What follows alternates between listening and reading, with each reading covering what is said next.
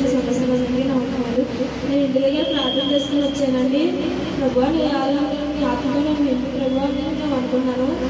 వచ్చాక ఆరాధనలో దేవుడు అమ్మతోనే మాట్లాడుతున్నాడు, దివ్యతో అందరితో మాట్లాడుతున్నాడు. యవనస్తుల్లో ఇద్దరితో మాట్లాడు, ప్రభు నాతో కూడా మాట్లాడు, ఆరాధన అయ్యేలోపు ఎలవెన్స్ నాతో మాట్లాడు అనుకున్నాను.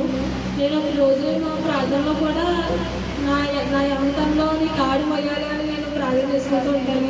వాడు మధ్య పాఠశాల చెప్పేసరి నా పేరు పెట్టి పిలిచారు. అప్పుడు ప్రభు ఆరాధన అయిపోతుంది అలగేసారని నాతో ఆరాధన అయిపోతుంది, అందరితో మాట్లాడు, నాతో మాత్రం మాట్లాడాలి ఎందుకు ప్రభు అని నేను ప్రార్థన చేసుకున్నాను.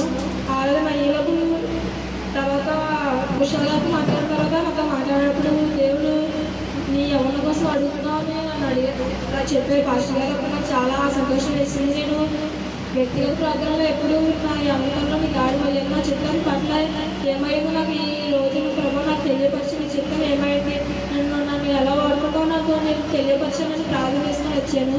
ప్రభు ఈ రోజు నాతో మాట్లాడాడు. ఈ సాక్ష్యం బట్టి దేవుడు నామమున